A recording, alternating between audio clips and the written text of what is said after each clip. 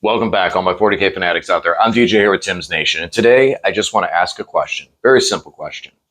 And that question, comment down below, is, do you guys mind if I give a shot at Imperial agents? Now, the reason I'm asking this question is because after the first game that Lane put agents on the table, the views were pretty well. So I know that people are curious to see more of Imperial agents. And I would like to try this out. I think that I enjoy the puzzle box, and I think we can all agree that the Imperial Agents is not the strongest codex in the meta right now. Well, that puzzle is kind of fun to me. I like taking those type of armies and trying to figure something out to see what can work. And I have an idea. I have a really good idea based around the Imperial Navy fleet. Well, I'm sorry, the Imperial Navy. There's one problem. This army, to play it, I own 2 models in it, and that's a Calidus and a Vindicare. Lane's got the other assassins free to borrow because I am planning in this list to bring the 4 package, but everything else, I have none of it. I have no Voidsmen at Arms. I have no conjugation squads. I have none of it. And if I wanted to go out there and shell out the money and just like try to build this thing elaborately fast, you can't find any of it. I went on, looked on their online store, and just one unit alone, the conjugation squads, they're not available. The only thing you can find is a 5-man for Necromundum. Unless you go on eBay and do stuff like that, you can probably find them out there.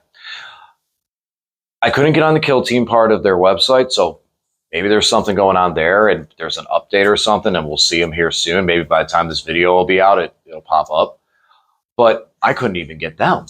So to play this, even to play this army is almost impossible without conversions or proxies. And mind you, I would be willing to put in the work if it was fun.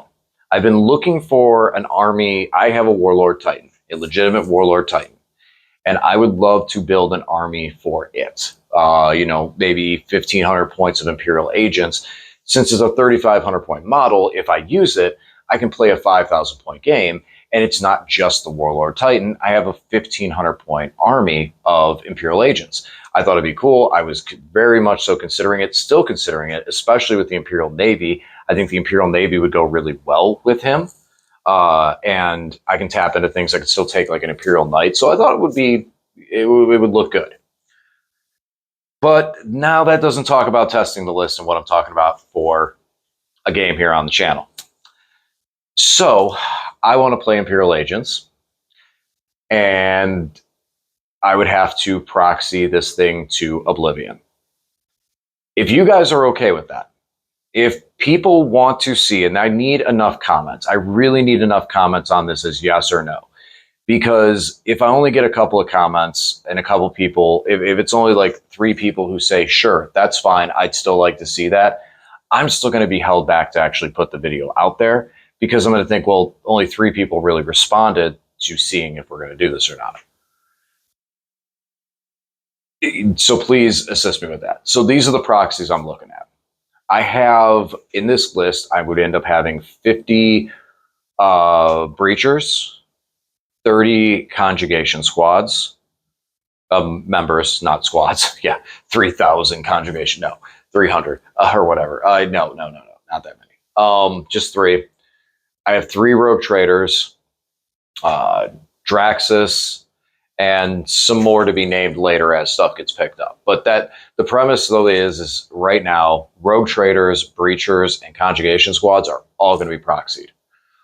The way I can do this right now is I have some guardsman styled infantry.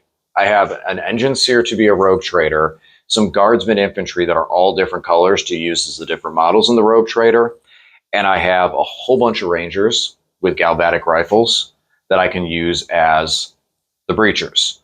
One guy has a shield. I got one guy with a special weapon in there. And then I have 2 vanguards in the ranger squad to represent the 2 special weapons that are in there from what firing point they're going to be.